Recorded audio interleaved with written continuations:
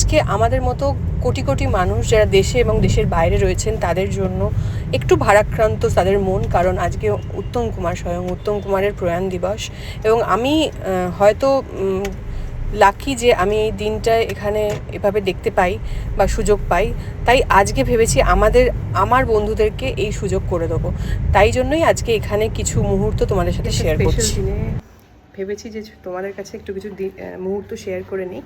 তো প্রতিদিনই অন্যরকম ব্লগ হয়, কিন্তু আজকে ভেবেছি যে আমার ব্লগ যারা দেখো, আমার ফেসবুকে যারা ফ্যামিলি মেম্বার, লক্ষ লক্ষ মানুষ ওদিকে আছো, কিন্তু কোটি কোটি মানুষ, unlimited person, those who are very big fan, শুধু ফ্যান নয়, ফ্যান থেকে বেশি কিছু বলবো, তিনি হলেন মহানায়ক উত্তম কুমার। এবং আজকে হ্যাঁ, মানে বিবাহ সূত্রে আমি এই বাড়িতেই এসেছি। তো সেখানে আমি মানে কি বলবো, সৌভাগ্যবতী। তো আমি ছোট্ট মুহূর্ত তোমাদের জন্য, আমি যেহেতু চান্স আছে তোমাদের কাছে শেয়ার করার, প্রতি বছর তো হয় না, এই প্রথম এই বছর কয়েক মাসই হয়েছে আমি ব্লগ করছি, ভিডিও করছি, তো তোমাদের কাছে শেয়ার করে নিচ্ছি। আজকে ওনার মৃত্যুদিনের 44তম বছর বোধহয়, এটা 1980-তে উনি গত হয়েছিলেন। তো এবছর 44তম হয়ে গেছে, এটা 45তম বছরে পা দিচ্ছে। তো আমি কিভাবে অ্যারেঞ্জমেন্টটা হয় তোমাদেরকে দেখাচ্ছি। বহু দর্শনার্থী বলবো তারা এসে থাকেন, সবসময় যে এই দরজাটা খোলা থাকে তা নয়। আমি একদম নিচে এসে গেছি, এখানেই লক্ষ্মী পুজোটা হয়, তোমাদেরকে দেখিয়ে দিচ্ছি। ওরা তোমার মুখে আমি জানতে চাইবো, কারণ তোমার কাছে তো আর আলাদা করে কিছু বলার নেই। তোমার বড় দাদু বা সুন্দর দাদু বলে তুমি ডাকো, হয়তো ডাকার সুযোগ হয়নি, তোমার নিজের দাদুকে ডাকার সুযোগ হয়েছে কিন্তু ওনাকে হয়নি। কিন্তু যতই হোক, তোমাদের কাছে তোমার ফিলিংসটা বলো, বা তুমি এই দিনটা কীরমভাবে দেখে এসছো, বা এই জায়গাটা একটু যদি আমাদের এখানে উল্টে অন্য দিন মজা করে করি, আজকে একটু অন্যরকমভাবে হোক ব্লগটা, যারা এত মানুষ পাগলের মতো ভালোবাসে তোমাদের দুই দাদুকেই। হ্যাঁ, তো এইখানেই সব কিছু হয় আর কি, মানে পুজো থেকে শুরু করে কেউ মারা গেলেও এখানে রাখা হয়, আর সবটাই এই ঘরটা ঘিরে আর কি। তো এইখানে এই প্যাসেজটা এইখানটা দিয়ে এই জায়গাটাতে বডিটা রাখা ছিল 1980 সালে 24শে জুলাই, তুমি একটু এসবে, যখন আমি এই জায়গাটা ঠিক এই জায়গাটায় শোয়ানো ছিল। আর যখন আমি জন্মাইনি, হ্যাঁ, তখনকার তো আর কিছু স্মৃতি বলতে হবে না, যা আপনারা দেখতে পান তাই আমি দেখতে পাই। কিন্তু কিছু কিছু গল্প শুনি, যে এরকম এই ঘরটাতেই আমাদের লক্ষ্মী পুজো হয়, এরকম ঘর বসানো, আলোচনা দেওয়া রয়েছে। সেটা বিভিন্ন ছবিতে ওনারা দেখে থাকেন। এই চেয়ারটায় উনি বসতেন, এখানে একটা অফিস ঘর ছিল না, উনি বসতেন। আর এই চেয়ারটায় উনি, যেহেতু হার্টের একটু প্রবলেম ছিল, এটা ওনারও চেয়ার না, ওনার বাবার চেয়ার, অ্যাকচুয়ালি একটু নিচেই রাখা থাকতো। যদি ওপরে উঠতেন তাহলে এখানে একটু রেস্ট নিয়ে তারপরে উপরে উঠতেন। তো এই সব কিছু কিছু হয়েছে। এটা ওনার একটা দেরাজ ছিল অফিসের, এই বইগুলো ওনার ছিল, এই বইগুলো সবই ওনার। তো এই বিষয়গুলো সব রয়েছে। আর এই দিনটা এরকমভাবেই সেলিব্রেট করা হয় কি, ওনার একটা স্মৃতিচারণ হিসাবে পালন করা হয়। আর এই ঘরটা খোলা থাকে এই দিনে, আর 3 সেপ্টেম্বর জন্মদিনের দিন। আর তো তোমার দাদুর মুখে কি কিছু শুনেছো তুমি কখনো? মানে এটা জাস্ট একটু ফর্মালি বলছি, বাট যেহেতু সবাই একটু জানতে চায় সবসময়। আমার দাদুদের মুখে 24শে জুলাই নিয়ে খুব একটা শুনি, কিন্তু একটা জিনিস খুব ভালো, মানে খুব একটা শেষ দিনের ঘটনাটা আমি যেরকম শুনেছিলাম, 1980 সালে 23শে জুলাই উনি ভর্তি হয়েছিলেন রাত্রিবেলা বেলভিউতে, 24শে জুলাই মারা যান। অ্যাকচুয়ালি 24শে জুলাই মারা যান, কিন্তু এটা ঘটনাটা ঘটতে আরম্ভ করেছে সন্ধ্যে থেকে, মানে রাত্রির থেকে, যখন বিষয়টা অ্যাটাক করেছে বা এগুলো হয়েছে, সেই রাত্রির থেকে ব্যাপারটা আরও বেশি গাঢ় হয়েছে। ওই 24শে জুলাই মারা যান। কিন্তু ওই আমার দাদু যখন আগের দিন ভর্তি হয়েছে তখন গেছিলো হসপিটালে, তখন এমনি করে জাস্ট খাটের মধ্যে মাথাটা নিচু করে বসেছিল। তারপরে দাদু যখন গেছে, ওনাকে শোয়ানো হয়েছে আর কি। তো তারপরে বলেছিল, দাদুর একটা মানে নাটকের শো ছিল, তো বলছে, বুড়ো তুই কাজটাকে করে আয়, আমি থাক। তো এটা আর কি, মানে ইমোশনাল হয়েছে। তো তারপরে ফিরে এসে আর দেখতে পাইনি। বুড়ো এসছিস করতে করতে শেষ হয়ে গেছে।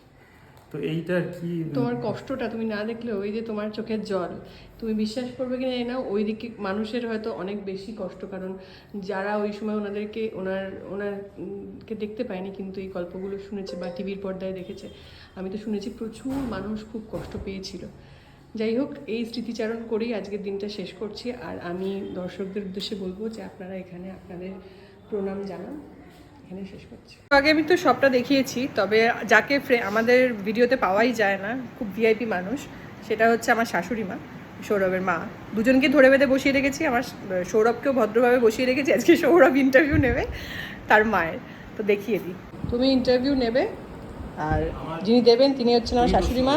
এখন সেজে গুজে বসে আছেন, তার কারণ হচ্ছে এরপরেই হচ্ছে আমাদের মুখ্যমন্ত্রীর প্রোগ্রাম আছে, ওনাদের সবাই প্রতি বছরই যান।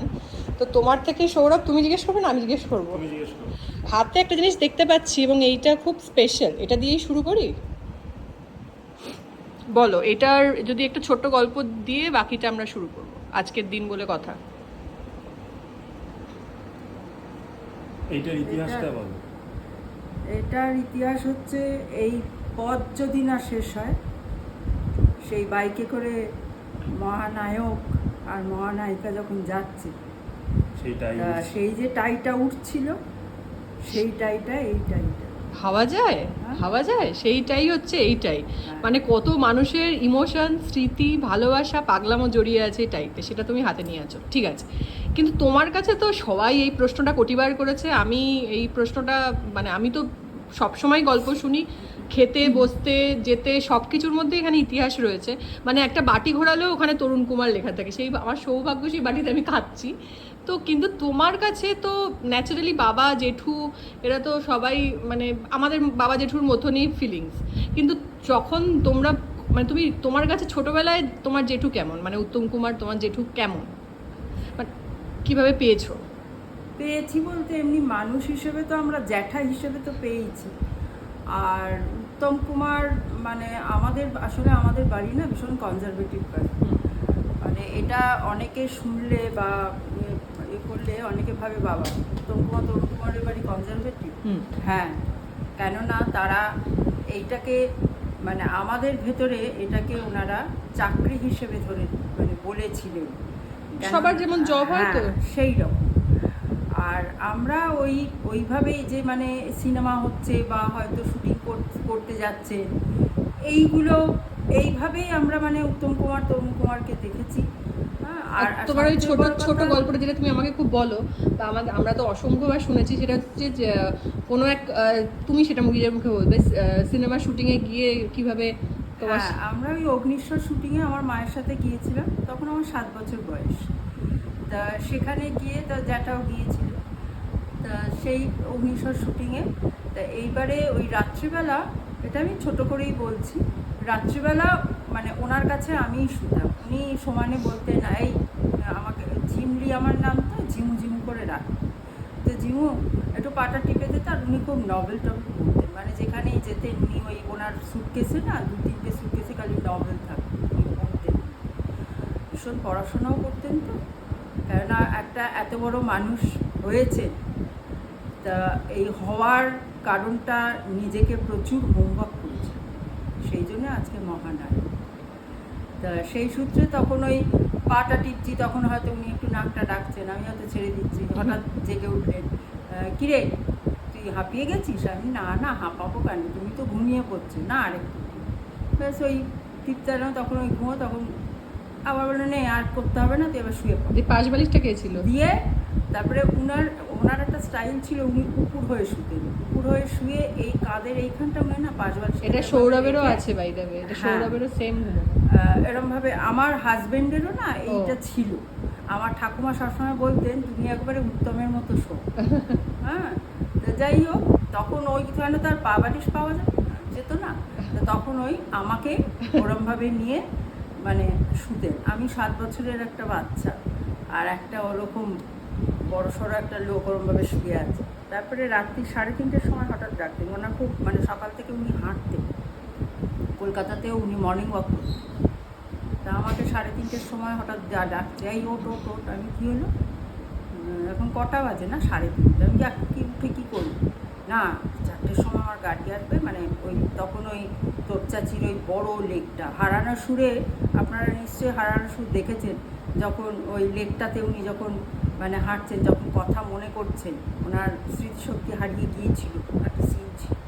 তা ওই লেকটাতে তখন ওই 4টের সময় ওনার একটু হার্টের প্রবলেম ছিল বলে ওই একটা জিপ পেছনে যেত আর আমাকে নিয়ে উনি হাঁটছেন।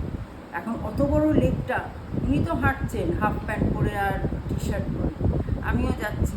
তা আমি ওই টি শার্টটা টেনে বলছি, যান তোমার তো আমার শুটিং আছে, তুমি জিপে উঠে পড়ো না। কেন, তুই হাঁপিয়ে যাচ্ছিস? তুই ওর। এখন 2জন মানুষ, উনি হাঁটছে, আমি ওইভাবে তো জিপে উঠতে পারি না। এই স্মৃতি এইভাবেই আমরা বেঁচে আছি। মানে তো সবার- 20 বছর হয়ে গেল, চলে গেছে। সবার কাছে যিনি উত্তম কুমার, তোমার কাছে জেঠু, তোমার কাছে হ্যাঁ, আমরা জ্যাজান বলে ডাকি। হ্যাঁ মানে তোমার জ্যাজান তো, ওর আমার হাজব্যান্ডের সুন্দর দাদু, যেহেতু ও দেখেনি ওর নিজের দাদুকে পেয়েছে, মানে তোমার বাবাকে পেয়েছে, তো সেভাবে। কিন্তু তুমি কি জানো আমার এখানে ব্লগেতে তোমার মানে আমার হাজব্যান্ড আর তোমার প্রচুর এই বক্তব্য এসে থাকে যে তুমি একদম তোমার বাবার মতো দেখতে, আর আমার হাজব্যান্ডও তাই। তা এটা হচ্ছে আসল, আর ওটা হচ্ছে সুর, তো মোটামুটি সব এরকমই। তাই জন্য আমি বাকি আমার দর্শকদের কাছে এটাই আমি রিকোয়েস্ট বলছি, তুমি কি মাঝে মাঝে ব্লগে থাকবে তো? হ্যাঁ, নিশ্চয়ই। ছোট ছোট গল্প নিয়ে থাকবে, এই প্রমিস নিয়েই আমরা যাচ্ছি। আজকে উত্তম কুমারের প্রয়াণ দিবসে আজকে মানে আমার শাশুড়ি মা এটা প্রমিস করলেন যে আমাদের ছোট ছোট গল্প নিয়ে মাঝে মধ্যেই ওনাকে আমরা পেয়ে যাব। ঠিক আছে, টাটা।